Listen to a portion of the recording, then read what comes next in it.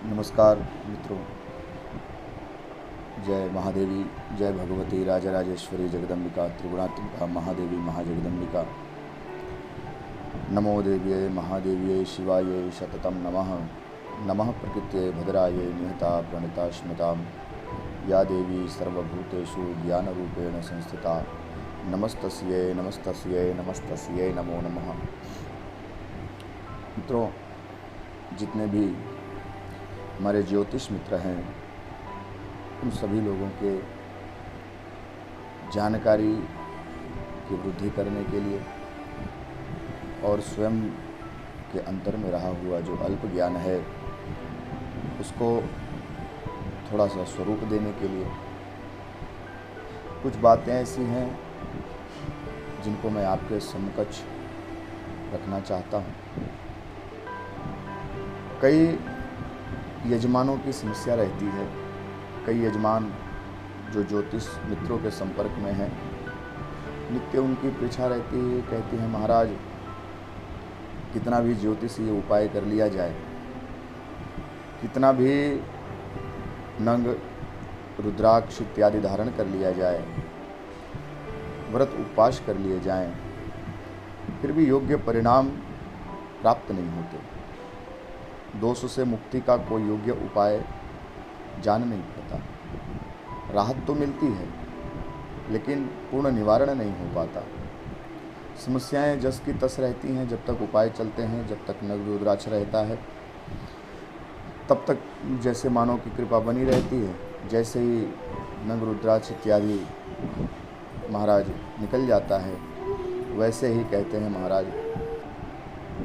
तो आखिर इस समस्या का कारण क्या है? क्या कारण है कि नानाविधि उपाय करने के बाद भी व्यक्ति का कल्याण नहीं होता, व्यक्ति को लाभ नहीं होता? कौन सी ऐसी व्यवस्था है जो नानाविधि उपाय करने के बाद भी व्यक्ति को लाभ प्राप्त नहीं करने देती? शास्त्रों के अध्ययन, अनुशीलन और चिंतन के उपरांत जो कुछ थोड़ी बातें मुझे समझ में आई हैं, मैं वह सब आप लोगों के समकक्ष रखना चाहता हूँ। कृपया उस पर ध्यान दें। शास्त्र ने दो तरह की व्यवस्था बनाई है किसी भी समस्या से मुक्ति के लिए। एक है अनुष्ठान और एक है उपाय। अनुष्ठान को हम वैज्ञानिक भाषा में ऐसा कह सकते हैं कि अनुष्ठान यानी ऑपरेशन, उपाय यानी प्रिकॉशन। तो ऑपरेशन और प्रिकॉशन मतलब उपाय और अनुष्ठान, ये दोनों भिन्न भिन्न चीज़ें हैं। व्यक्ति को त्वरित राहत चाहिए और जड़ से छुटकारा चाहिए। तो सबसे पहले तो किसी भी कार्य में प्रिकॉशन जरूरी है, उपाय जरूरी है। ऑपरेशन की नौबत ही ना आए वह विशेष है। लेकिन ज्योतिष बंधुओं की सबसे बड़ी समस्या क्या है कि उनके पास व्यक्ति तभी पहुंचता है जब वो ऑपरेशन पीरियड में होता है। कर्मकांड और शास्त्र का समुचित ज्ञान न होने के कारण कितने ही हमारे ज्योतिष बंधु जो हैं वो उपाय दे देते हैं पर ऑपरेशन नहीं देते। अर्थात उपाय तो दे देते हैं परंतु अनुष्ठान नहीं देते, जबकि उस समस्या का जड़ से छुटकारा अनुष्ठान के द्वारा ही संभव है। उपाय उसके ऊपर कार्य नहीं करेंगे क्योंकि रोग की वृद्धि इतनी ज़्यादा हो चुकी है कि उसमें उपाय अब कारगर होने वाले नहीं हैं। हमारे ज्योतिष शास्त्र के अंदर और पौराणिक व्यवस्था के अंदर, शास्त्रीय व्यवस्था के अनुसार जब बालक जन्म लेता है अथवा माता के गर्भ में आता है, तब से ही गर्भाधान संस्कार से लेकर नामकरण इत्यादि से होते हुए अंतिम संस्कार तक की व्यवस्था के कुल 16 संस्कारों की मुख्य धारा प्रवाहित की गई।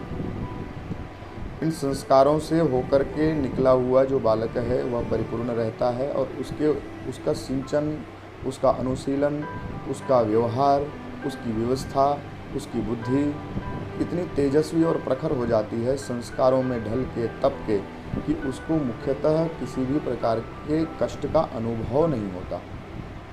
क्योंकि दुख और सुख या वास्तव में अनुभव का विषय है, दुख और सुख होता नहीं। तो अब संस्कारच्युत हो गया है समाज, संस्कार पूर्ण रूप से प्राप्त नहीं हो रहे हैं उसको। दूसरा यह है कि महाराज कुंडली बनाने की व्यवस्था जन्म के समय से ही निर्धारित की गई। शास्त्रों में आता है कि राम जी की भी जन्म कुंडली बन गई थी। उनके जन्म के समय गुरु वशिष्ठ ने राम सहित चारों भाइयों का नामकरण इत्यादि संस्कार भी किया था। और तो और कहते हैं कि राम के जन्म से पूर्व ही राम की कुंडली रावण ने बना ली थी। और कहते हैं कि कई जगह पे श्लोक भी उद्धृत आते हैं, कई जगह पे चौपाइयों के और लोक की वदंतियों के माध्यम से यह कहा जाता है कि रावण से पूछा गया कि भाई आप राम को नहीं जानते थे, आप तो इतने पराक्रमी ज्ञानी इतने विद्वान हो, आपका वध राम ही करेंगे, राम कौन है? तो रावण सहज भाव से कहता था कि भाई मैं तो जानता ही हूँ, क्योंकि राम के हाथों ही मेरा वध लिखा हुआ है और राम जी की कुंडली तो मैंने पहले ही बना रखी थी उनके जन्म से पूर्व ही। तो इस प्रकार के ज्ञाता, इस प्रकार के ज्योतिष पंडित शास्त्र हुआ करते थे कि व्यक्ति के जन्म से पूर्व उसकी कुंडली बना करके और सारी विशेष बातों को जान लिया करते थे। तो जीवन में जो जो समस्याएं आने वाली रहती थी उसका प्रिकॉशन करते थे, मतलब उपाय करते थे, जिससे वो समस्याएं या तो जल्दी से हावी नहीं होती थी, आती नहीं थी, अथवा उनका उपाय करके उन समस्याओं को उनके नियत समय तक टाला जाता था। अब क्या होता है कि समस्याएं समय से पूर्व प्रस्तुत हो जाती हैं।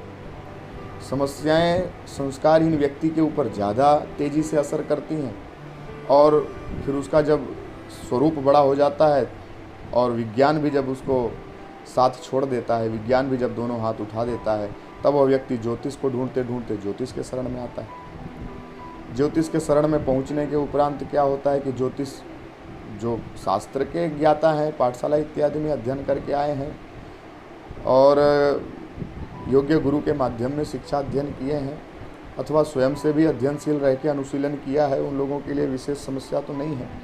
लेकिन जो मात्र वैज्ञानिक दृष्टिकोण से शास्त्र का अध्ययन कर रहे हैं, मात्र आधुनिक दृष्टिकोण से ज्योतिष का अध्ययन कर रहे हैं, उनके लिए अनुष्ठान, मैंने कई लोगों को देखा है कि अनुष्ठान को विशेष वरीयता नहीं देते, जबकि अनुष्ठान विशेष है, शास्त्र ऐसा कहते हैं।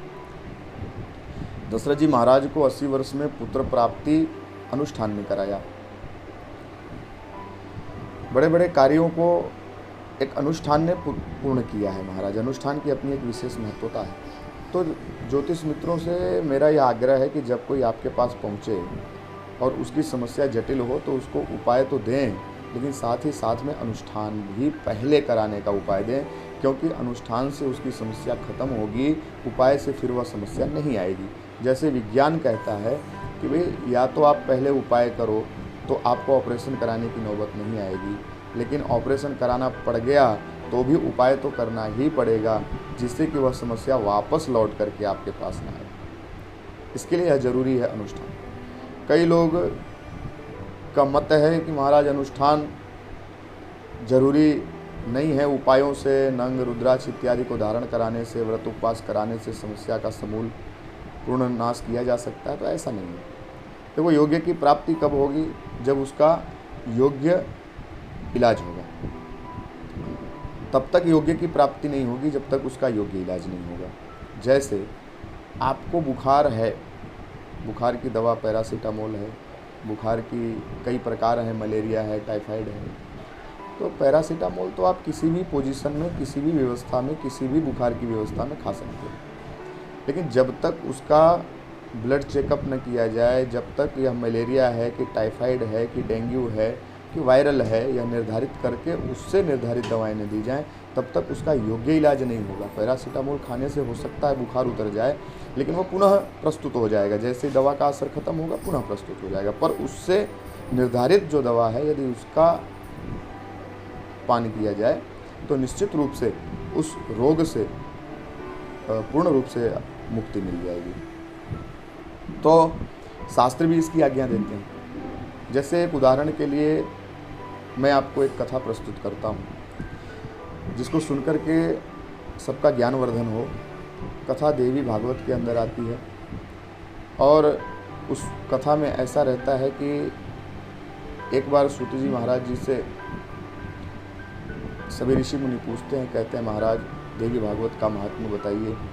महात्म्य की चतुर्थ अध्याय की यह कथा है और उसमें अगस्त्य जी भगवान देव सेनापति कार्तिकेय से पूछते हैं, कहते हैं महाराज आप मुझको देवी भागवत के परम महात्म्य की कथा बताइए। महात्म्य की कथा के अंतर्गत कार्तिकेय जी महाराज अगस्त्य जी को सुनाते हैं, कहते हैं भैया एक बार की बात है, ऋतवाक नाम के एक महान ऋषि हो गए। उनको संतान उत्पन्न नहीं हो रही थी। बहुत दिनों तक तपस्या करने के उपरांत उनको संतान उत्पन्न हुई। संतान रेवती नक्षत्र के अंतिम भाग गंडात योग में उनके यहाँ जन्म लिया। जब संतान का जन्म हुआ तो उस समय रेवती नक्षत्र का अंतिम चरण चल रहा था, गंडात योग बन रहा था। उस समय उस बालक ने उनके यहाँ जन्म लिया। श्लोक कहता है कि ऋतवागीत विख्यातो मुनि रासिन महामति तस्य पुत्रो भवत काले गांडाते पौष्ण भांति में। तो गांडात योग में बालक ने जन्म लिया। ऋषि परम तेजस्वी थे, सदाचारी थे। कभी भी जीवन में उन्होंने कोई भी गलत कार्य नहीं किया था। लेकिन कहते हैं जिस दिन से बालक ने जन्म लिया उस दिन से ही पिता का स्वास्थ्य खराब रहने लगा, माता का भी स्वास्थ्य खराब रहने लगा। पिता माता का मन शास्त्रोचित क्रियाओं में नहीं लगता था। धर्म में भी उनकी बुद्धि थोड़ी दोषयुक्त हो गई। जो स्वाध्याय अनुशीलन वह किया करते थे वह भी बाधित होने लगा। नित्य कोई न कोई समस्या आकर के खड़ी रह जाती थी। जब धर्म कार्य करने चलते थे तब कोई न कोई बाधा आके खड़ी हो जाती थी। ऋषि ऋतवाक बालक के तरुणावस्था प्राप्त होने तक हर प्रकार के उपाय, हर प्रकार के जप तप पाठ व्रत अनुष्ठान इत्यादि कर लिए, व्रत उपाय इत्यादि कर लिए, लेकिन उनको कोई लाभ दिखाई नहीं दे रहा था। बालक धीरे धीरे तरुणावस्था को प्राप्त हो गया और तरुणावस्था को प्राप्त होने के बाद वो क्या देखते हैं कि बालक के अंदर भी कुमति व्याप्त हो गई है। बालक भी दुराचारी मार्ग का अनुसरण कर रहा है। बालक की बुद्धि भी पूर्ण रूप से स्वस्थ नहीं है और धर्म के प्रति उसकी श्रद्धा बहुत कम दिखाई देती है। ऋतवाक विचार करने लगे, बहुत दुखी हो गए कि आखिर मैंने तो जीवन में कोई पाप नहीं किया, ब्राह्मणोचित सारे कर्म किए, बालक को भी समुचित शिक्षा प्रदान करी, सादा जीवन, सादा भोजन और सदाचरण का जीवन मैंने जिया, लेकिन इतने सब होने के बाद भी मेरे जीवन में यह दुर्योग क्यों बन रहा है, यह घटनाएं क्यों घट रही हैं, मेरे बालक का स्वभाव ऐसा विपरीत क्यों हो गया। कहते हैं माता पिता के अंश से बालक का निर्माण होता है और यहाँ तो बालक ही माता पिता के स्वभाव के एकदम विपरीत हो गया है। कारण क्या है, कौन सा ऐसा कारण है? विचार करते करते थक गए। बालक तरुणावस्था में प्रवेश कर गया था, युवावस्था उसकी आनी बाकी थी। ऋतवाक सावधान हो गए, बोले जरूर इसमें कोई न कोई ग्रहीय घटना है, ज्योतिषीय घटना है। ऋतवाक ज्योतिष के परम जानकार नहीं थे, इसलिए उन्होंने उस समय के प्रकांड जानकार ज्योतिष के आदि कहते हैं महाराज गर्गाचार्य के आश्रम में गए। अपने बालक अपनी पत्नी के साथ गर्ग के आश्रम में गए और ऋतवाक जाकर के वहाँ पे कहते हैं कि हे भगवान, भगवस्त्वामहं प्रष्टुमिच्छामि वद तत्प्रभो ज्योतिषशास्त्रस्य चाचार्य पुत्रोदोषील कारणम। कहते महाराज ये मेरे पुत्र के अंदर यह दोष कैसे उत्पन्न हो गया? हे गर्गाचार्य, आप तो ज्योतिष के महान ज्ञाता हैं, ज्योतिष के महान ज्ञानी हैं, आप जरा बताइए, क्योंकि मैंने अपने जीवन में कभी कोई गलत काम किया नहीं। गुरु शुश्रूषया वेदा अधिता विधिन्मया ब्रह्मचारी व्रतव तीर्थवा विवाहो विधिवत कृता भार्याया सह गृहास्थ्य धर्मश्चानुष्ठतो निशम पंचयज्ञ विधानम च मया कार्य यथा विधि नरकाद बिभ्यता विप्र न तु काम सुखे क्षया गर्भाधानम च य विधिवत पुत्र प्राप्त मया कृतम। पुत्रोयम मम दोषेण मातुर्दोषेण वा मुने जातो दुखावह पुत्रोर्दुशीलो बंधुशोकदः। कहते हैं महाराज गुरु की शुश्रूषा सेवा से लेकर के मैंने ब्रह्मचारी व्रत का पालन करते हुए गुरु की आज्ञा प्राप्त होने पर गृहस्थ आश्रम में प्रवेश किया। गृहस्थ आश्रम में प्रवेश करने के बाद भी अतिथि सेवा से लेकर वैश्वदेव से लेकर के पंचयज्ञ तक जितने भी शास्त्रोचित विधान है वह सारे किया। गर्भाधान के समय मेरे मन में काम वासना का जरा भी विचार नहीं आया था। मैं पुत्र ब्रह्मा जी के आदेश से सृष्टि को वृद्धि करने के लिए उत्पन्न कर रहा हूँ, ऐसे भाव से मैंने पुत्र उत्पन्न किया। फिर भी किसके दोष से, किसके पूर्व जन्म के पाप के प्रभाव से पुत्रोयम मम दोषेण, यह पुत्र मेरे दोष से उत्पन्न हुआ है अथवा तो मातु दोषेण वा मुने, वो माता जी के अपनी माँ के दोष से उत्पन्न हुआ है। जातो दुखा वह पित्रो। कह ऐसा पुत्र दुखी कर रहा है महाराज। दुशीलो बंधु शोकदह, यह सब बंधु बांधवों को दुखी करने वाला हो गया, तो ये किसके कारण से हुआ है? ज्योतिष शास्त्र के ज्ञाता गर्गाचार्य जी महाराज बालक को देखते हैं, उसकी हस्तरेखा, ललाट रेखा, फिर उसके जन्म कुंडली का विधिवत अध्ययन करने के बाद उसको कहते हैं हे ऋतुवाक मुनि, मुने नैवापराधस्ते न मातुर न कुलस्य च विचारस्य सर्वतद्धेतु ज्योतिर्पुत्रोदो शील कारणम रेवत्यम तु गंडातम पुत्रोद्यो शील कारणम। मुने नैवापराधस्ते न मातुर न कुलस्य च रैवावत्यंतम तु गणान्ते पुत्रम द्योशील कारणम। हे मुनि, यह बालक न तो बंधु बांधवों के दोष से, न तो कुल के दोष से, न तो माता के दोष से, न तो पिता के दोष से उत्पन्न हुआ है। बालक के स्वयं के दोष से भी यह उत्पन्न नहीं हुआ है। बालक का जन्म रेवती नक्षत्र के चतुर्थ चरण के अंतिम प्रहर में गांडात योग में उत्पन्न हुआ। गांडात दोष का जो प्रभाव, यह जो मूल संज्ञक नक्षत्र है, इसका जो प्रभाव बालक को लगा है, उसके वजह से इसकी प्रकृति बदल गई है, इसके अंदर विकृति उत्पन्न हो गई है। और कहते हैं महाराज, ये आपके लिए भी दुख कारक है और साथ में स्वयं के लिए भी दुख कारक है, बंधु बांधवों के लिए भी दुख कारक है। ऋतुवाक मुनि पूछते हैं, कहते हैं महाराज, मैंने तो संध्या वंदन से लेकर के विधिवत न जाने कितने उपाय इसके लिए कर डाले, कितनी विधियां कर डाली, कितने प्रकार के मैंने इसके कल्याण के लिए कामनाएं कर डाली, लेकिन उसका कुछ प्रभाव इसके जीवन में नहीं हो रहा है। तब कहते हैं महाराज, इसका दुख निवारण करने के लिए, इसको इस दोष से मुक्ति दिलाने के लिए अनुष्ठान करना पड़ेगा। कैसा अनुष्ठान? तो कहते हैं तद्दुख शांतये ब्रह्म जगता मातरम शिवाम क्षमाराधयत यत्नेन दुर्गाम दुर्गति नाशिनी गर्गस्य वचनम श्रुत्वा ऋतवाक क्रोध मूर्छित रेवतीम तु शशापाशो व्योनः पततु रेवती। कहते हैं महाराज, गर्ग मुनि कहते हैं भैया, भगवती दुर्गा ही इसका कल्याण कर सकती हैं। इसलिए ये जिस क्षण में, जिस काल में यह जन्म लिया है, इस जन्म के दोष से मुक्ति के लिए आप कोई भी उपाय कर डालेंगे, पर उस उपाय से इसको शांति नहीं होने वाली। इसके लिए तो विशेष जो उपाय है, जो अनुष्ठान है, उसको करने के बाद ही इसकी मति परिवर्तित होगी। इसके लिए भगवती दुर्गा का चंडी यज्ञ करना पड़ेगा और लक्ष्य बना करके कि रेवती नक्षत्र से उत्पन्न जो दोष है वह शांत हो, तो भगवती दुर्गा दुर्गति नाशिनी वही इसके बुद्धि में फिर से सुबुद्धि उत्पन्न कर सकती हैं, फिर से इसका कल्याण कर सकती हैं। तो हम आप यहाँ पे जान गए कि अनुष्ठान का क्या महत्व है। फिर व्यर्थ में इधर उधर कितना भी भटक लें, ज्योतिष शास्त्र का भी थोड़ा अनादर हो जाता है, लोग ज्योतिषियों पर से विश्वास भी कम कर देते हैं। कहने का मूल भाव यह है कि जब कभी भी हम किसी को कोई सलाह दें, यदि देखें कि समस्या गंभीर हो चुकी है, तो उसको मात्र उपाय न बताएं, उसके जो अनुष्ठान हैं वह भी बताएं।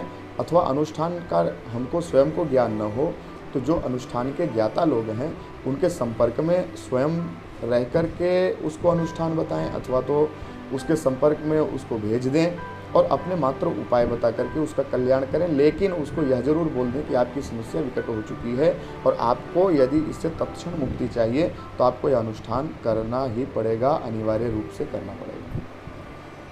यह कथा देवी भागवत के अंदर महात्म्य की कथा चतुर्थ अध्याय में आती है। ऋतवाक और गर्गाचार्य का आख्यान है, अगस्त्य और कार्तिकेय का आख्यान है।